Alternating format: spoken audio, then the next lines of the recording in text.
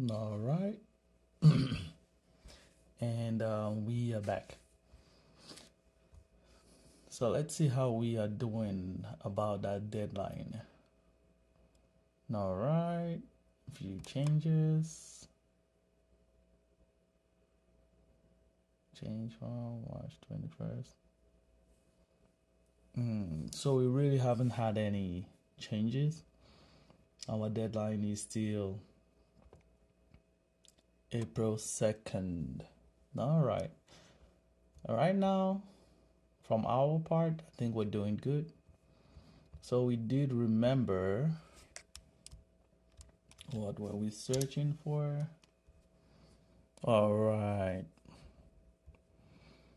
So if you take note right here, as we mentioned the last time, if you look at these businesses, you can almost tell these are small local businesses, in as much as some of them have been in business for 5, 11 years, 11 plus years. They are still small businesses. And weirdly enough, a lot of them, I can't speak to it, they don't have websites. Can you see? They don't have websites. And this is Angie's contracting, and I think this is Angie's list. If you are in the United States, you will know about Angie's list, especially if you are a DIY person. Angie's list has been around for quite a while, where you do have a lot of local contractors, just local handyman doing little jobs from helping you lift a cargo to building an entire house. You have all of that in there. But that reading is not good. All right. Yes, so this is a section. This is something interesting I am seeing Google doing. Is it just me or I'm just noticing this? Literally just set them all aside. All of these ones have no websites. And they do have great ratings, as you can see. Some of them have 100 plus ratings, and they're this is impressive. So I did go ahead and call them. So I was doing cold calling.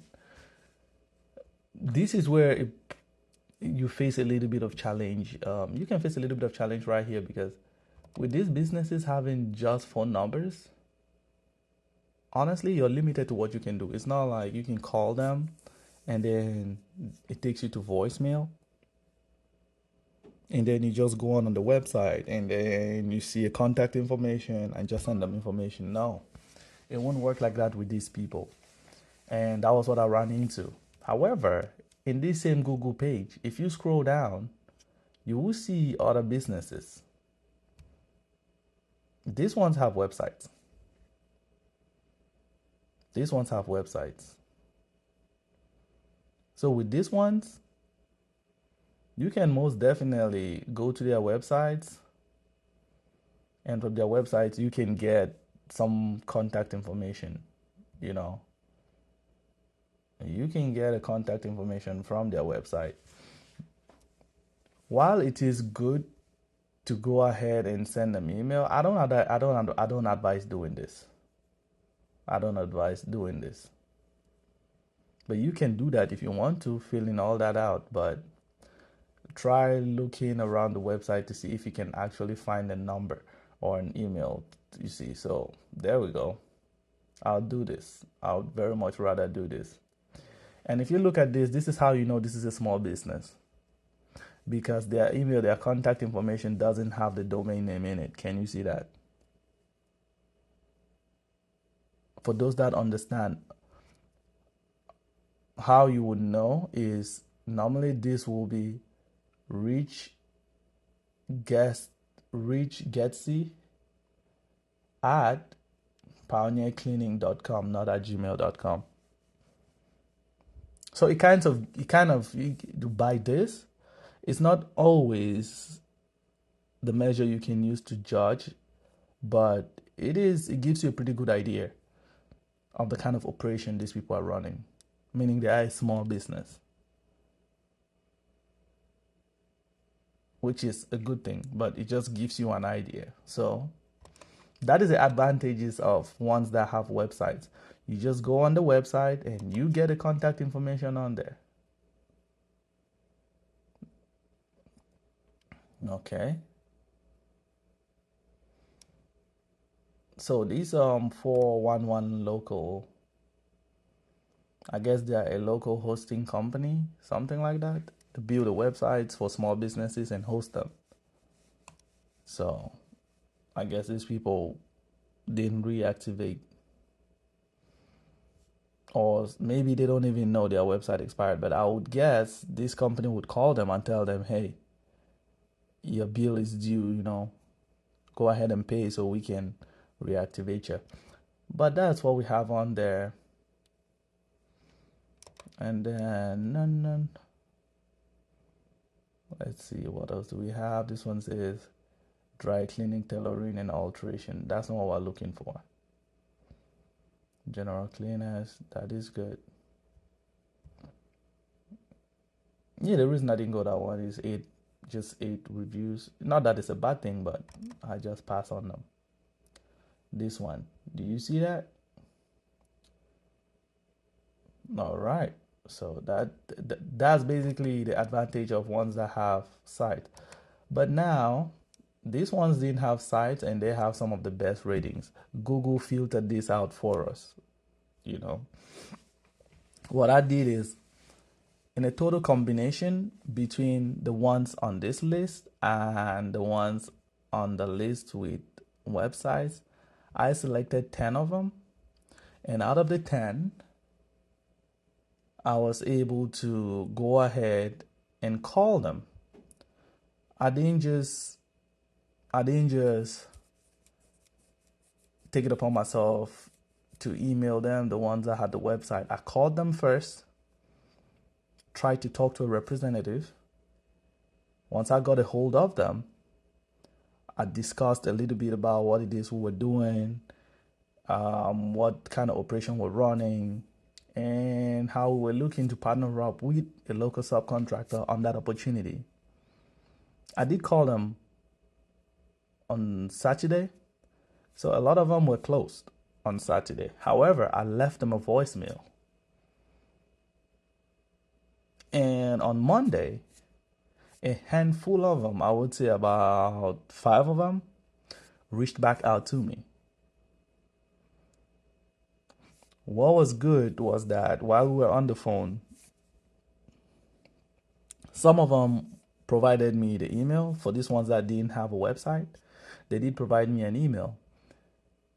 Do not be scared. These people want this opportunity. You understand? They want the opportunity. You want to work with them. Yes, they can call it out. They can say, my email address, for example, is JSM Cleaning Solutions or contact at JSM Solutions, householdclean.com, whatever. Unless you've been doing customer support and you've worked in a call center before, the chances are high you will not grab that information even if they go over it 2 times. What if, even if you grab the information, spelling matters a lot, because if you get the spelling wrongly, your email is going to be lost, meaning they're not going to receive the email. So what did I do? I asked them if it was possible for them to email it to me, especially the ones that I found complex to get. The ones that didn't have a website, that I wasn't calling them directly from the contact information I got from their website. I asked them to email, to text me the full email address so I don't get it wrong. They did that. I think 3 out of 5 did that, which is good. So I know I am sending it exactly to whoever I'm sending it to. And after they did that, what was also really, really impressive is that after I did that, I can do a follow-up.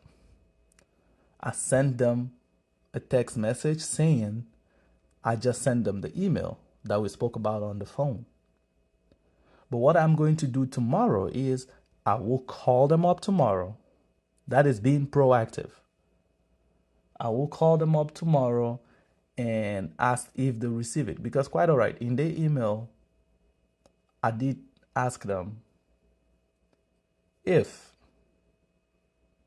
or I did ask them to acknowledge that they received it. But I didn't really get a response back from them. So, but yes, this is how you would go. You would do cold calling. I just advise you call them. Call them up, talk to somebody on the phone, leave them a voicemail if nobody's on the phone. Then you can wait 24 hours and see if they get back to you. If they don't get back to you, you call them. Remember, you need them.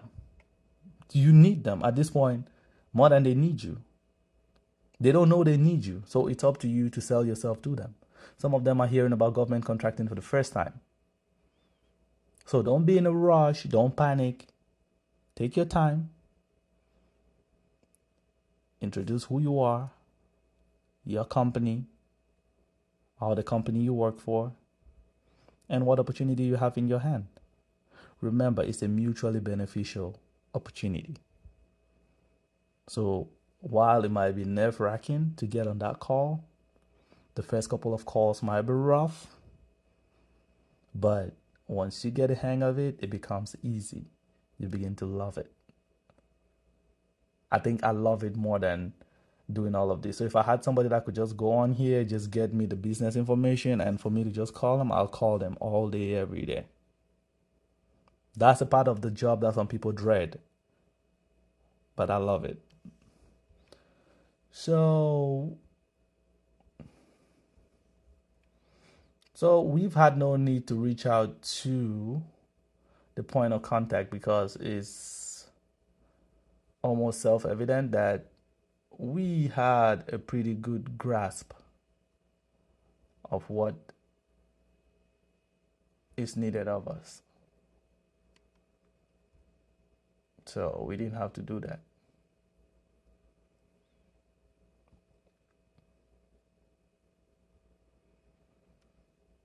Now, what I want us to look at is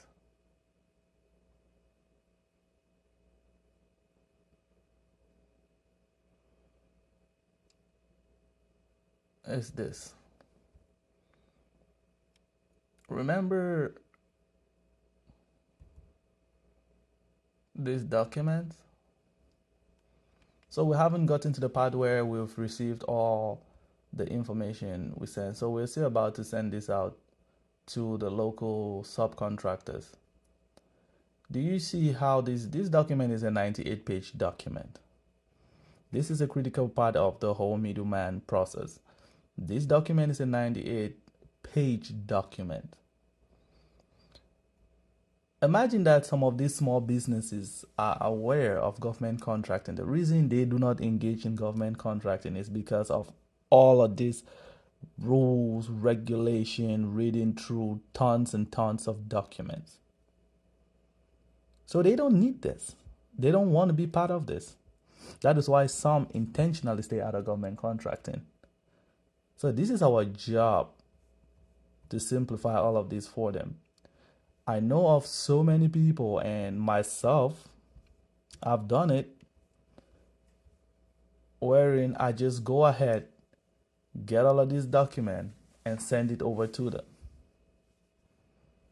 with a specification of, oh, they should pay attention of on these pages and that pages. Listen, this document itself is overwhelming. Once most of them see this,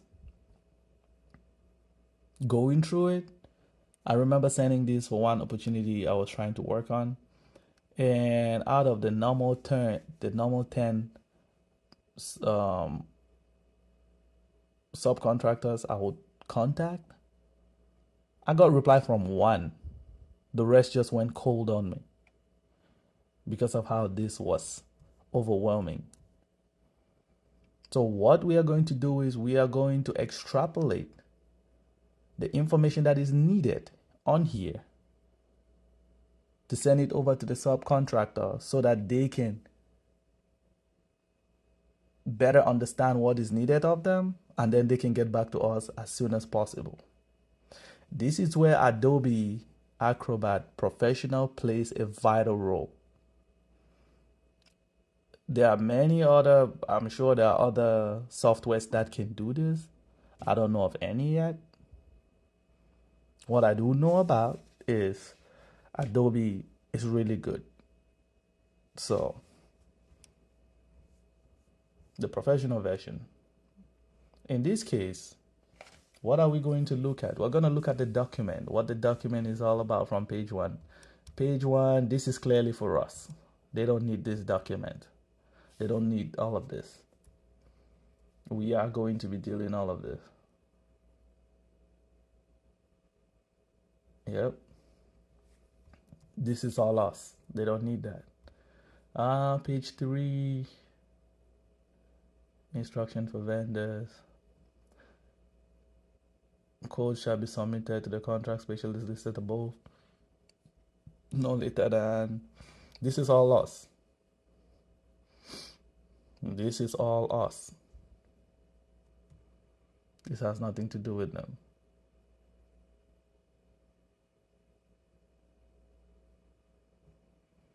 So they don't need this information. However, if the subcontractor comes back to us that they would like to visit the site to get the better scope of what they're dealing with before providing that quote, we will be going ahead to reach out to the point of contact on site to schedule that appointment. And we did see how to go about finding out who that person is when we're breaking down the solicitation document. If you didn't watch that video, it's going to pop up right here. Just go ahead, take a look at it, and you should be able to see who that point of contact is on the site. So this is all us. They don't need that document, submittals. They don't need this either. Bid schedule.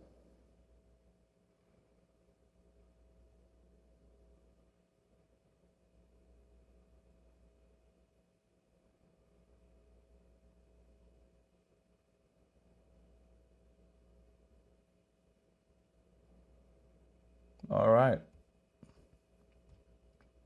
Okay. They're going to need this one. This is a general scope of work, so they will be needing this document. So I will just be jotting down the pages. So page 5, they will need page 5. It continues. They will need page 5 and 6.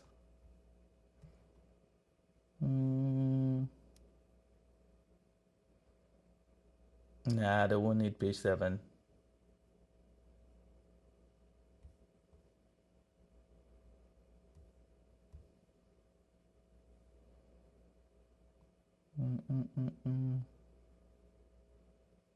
They will need page 8.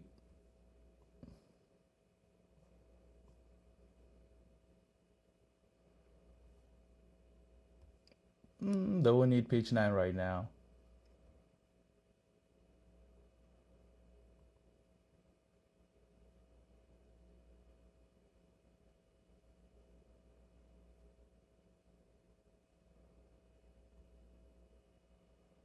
Normally I would say they would need this, but they don't need this. They wouldn't need this page, but this we can discuss later on. You understand? Right now, they don't need this.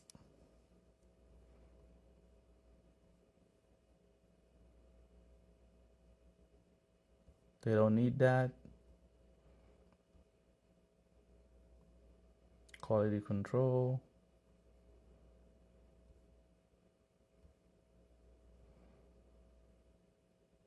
Yep, they're gonna need page 10. They're gonna need page 11. It bleeds all the way to page 12.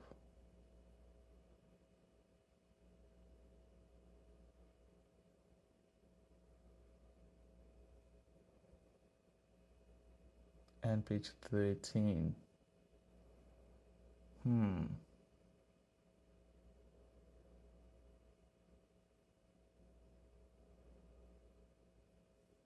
They're gonna need page 13. Okay, page 12, page 13. All right.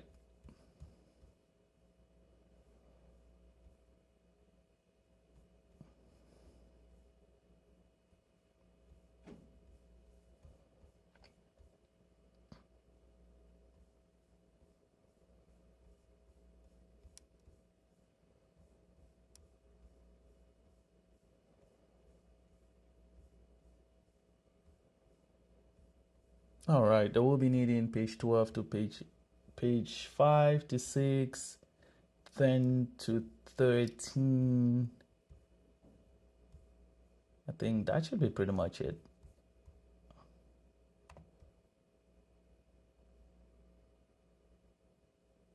Yeah, which determination. Yep, so we know what they're going to be needing. All right, let's do the magic then. We will for those that have Adobe Acrobat Professional, you will go to organize pages. There we go. So we are going to be needing pages 10. Nope, pages 5, 6, 10, 11, 12, 13. That's what we talked about, correct? We are going to extract that. If you look up here, it asks you delete pages after extracting. Extract pages to a separate file. We will go ahead and extract this to a separate file. And it is asking us what do we want, or what folder do we want this in. We are going to place this in the folder we created in our system for that contracting opportunity. This is the solicitation ID. We are going to click right there. All right. Now, if I were to go back there,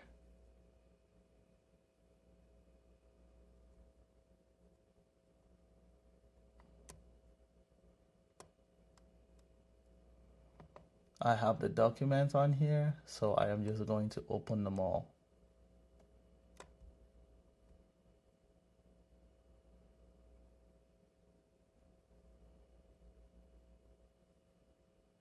There we go. So this is page 5, clearly.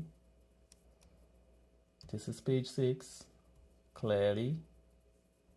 7, clearly. 8, page 5, hey, hold up. Page 10, what just happened? 11, why do we have 6?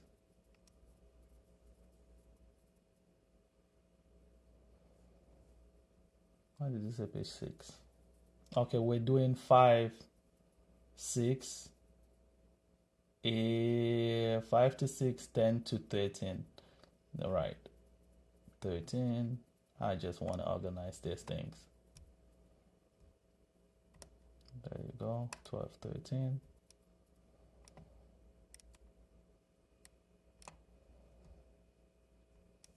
5, 6, 10, 11, 12, 13.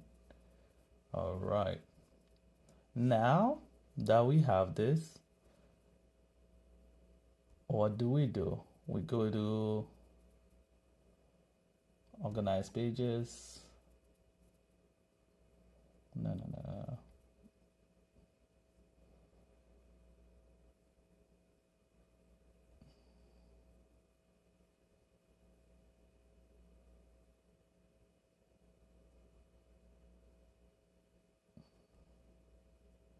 Let's go to combine files.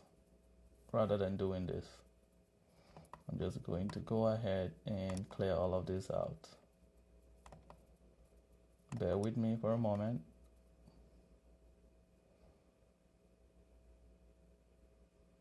combine files.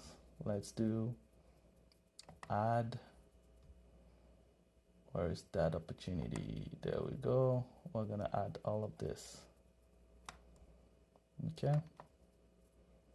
We want to make sure they are in order. Boop, boop, boop, boop, boop, yeah. That's how you can be a little bit sure they are in order. You just zoom them out. You make sure they are in the right order. Page 5, 6, 11, 10, 11, 12, 13. All right, let's combine them. That's it. They are all one. We can see them right now. Do you see how that flows seamlessly? Yep, we have them all combined. And now, as combined as they are, there can still be some information that they don't need in here.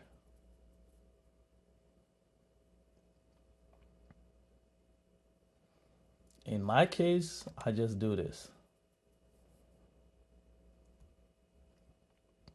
This is what I do. I'd go ahead, just edit this out.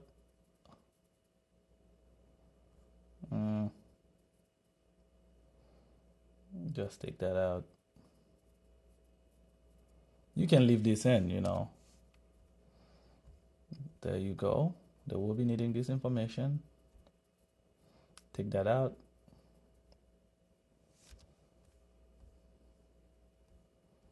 Take this one out. Yeah, this is the power of Adobe. I can do this. Take that out. And take that out. And that one too.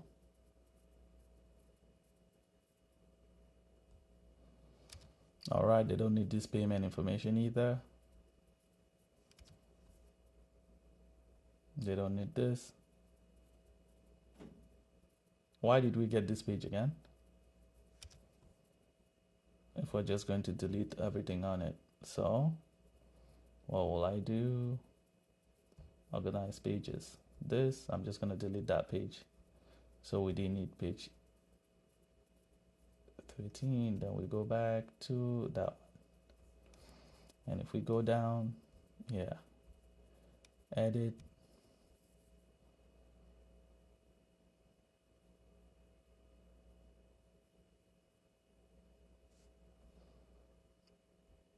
Yeah, this right now,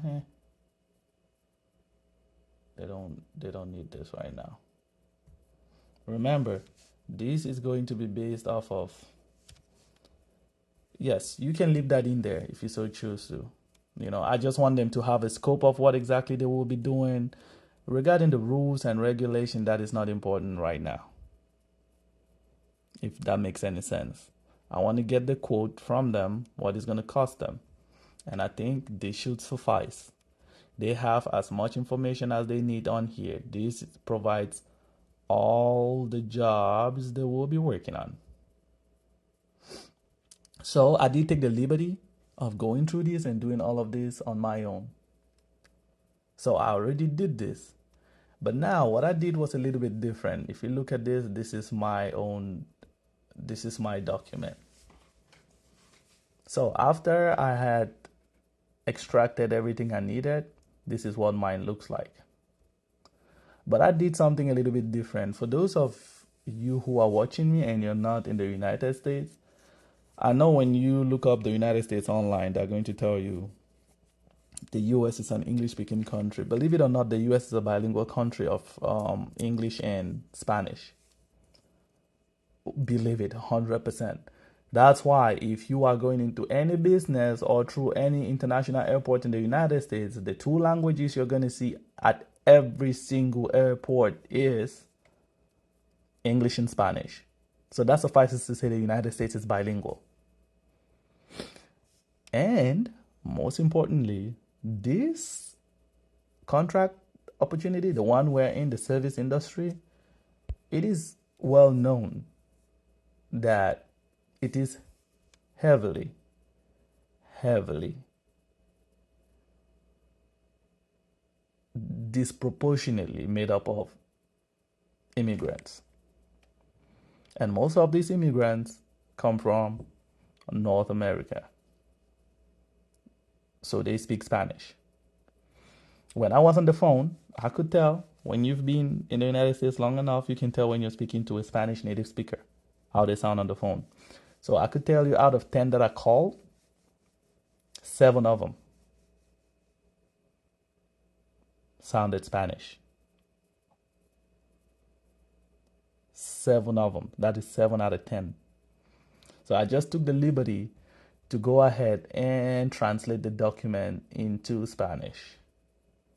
Yes, you can do that. That is the power of ChatGPT, AI. It doesn't have to be perfect. They just have to understand.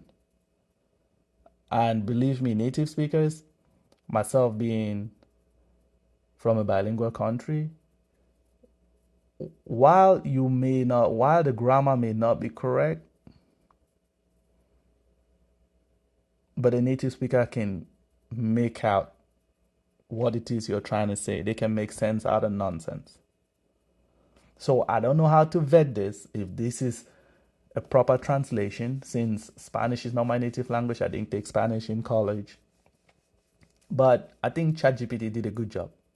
So, yes, this took me, as little as this looks, this took me roughly an hour to do this, because ChatGPT can only you can only input so much information at the same time, meaning it is limited. You cannot just copy the entire page and have it translate the entire page. You have to provide the information in segments. So imagine me copying one after the other, one after the other, one after the other, just to do that translation. But yes, I did that. This is so they better understand what the magnitude of the task is. So yes, you can see that the document was translated. Furthermore, I didn't end here. This is what my email looks like. The email I sent them. You can pause and take a look at how it looks like, but yes, this is what it looks like. So I did go in here, I made sure I highlighted some of the key information, which is the deadline. Our deadline on SAM.gov is April 2nd, correct? I gave them March 29. March 29 is the end of the week. That is Friday. I did that so when they get back to me, it gives us a little bit of cushion time to go back and forth if there needs to be any clarifications and all of that. So what my plan is, once they get back to me with the initial offers for what they are charging for the job, I will go through them. As you can see, this particular opportunity says it's going to be based on price alone. But like I mentioned in the previous video, our criteria for picking a subcontractor is not going to be based on price alone. So we need them. We want to see. So by submitting this, we want to see if they have the ability to follow instructions. That is key too, because this contract is going to come with a lot of instructions and a lot of rules. So just by doing this, it gives you a measurement to see if these people can actually follow rules. So this, I just asked them, this is a deadline. I need them to get back to me before the 29th to provide me with quotes and this format. And then if they have any, they can reach out to me. And I gave them the evaluation criteria, which is cost effectiveness. If any of them have a hard time understanding this word, they should reach out to me. But I'm sure it speaks for itself, meaning the best price wins, or the most affordable price, not the best price. All right, I told them to kindly fill out the pricing schedule Excel sheet. Note, I had to tell them this because I did send this attachment alongside with it. Please fill that out and then get back to me and send it over to me. Like I mentioned, Spanish. I just went ahead, translated everything up there into Espanol.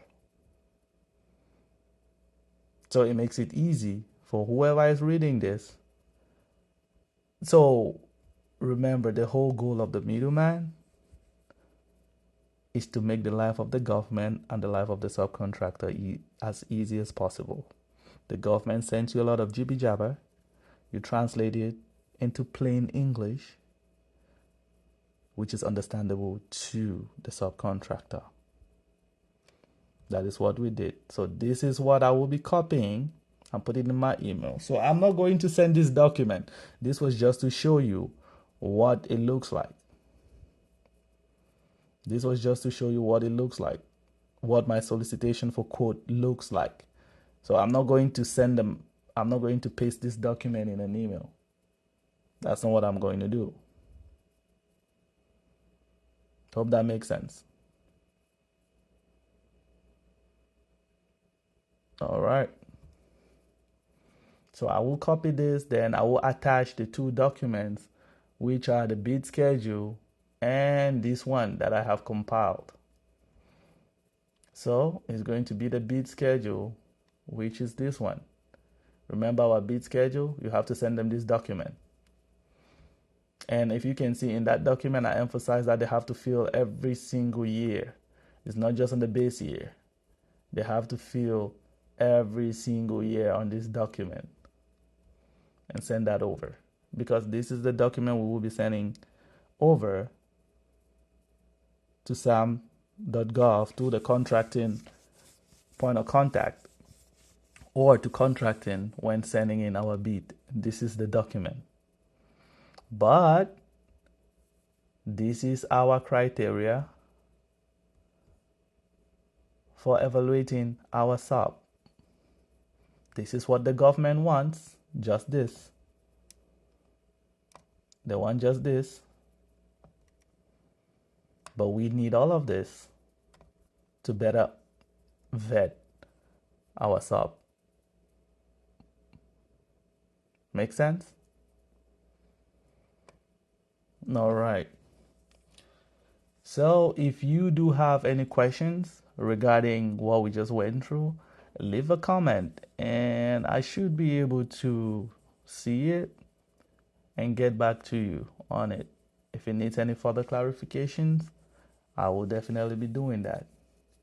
But that is pretty much it. And so we will send this over and just wait to hear back from them. And like I told you, when I send this over, or when I sent this over today, because I did send this over to them today, when I did that, I sent them a text message and confirmed. I just confirmed with them that they should take a look and tell me if they received the attachment I sent over, and we can go from there. So yep, that is pretty much it. So we will be waiting to hear from them, then we can go from there. And please do not forget to like and to subscribe. Thank you. Have a great day. See you on the next one.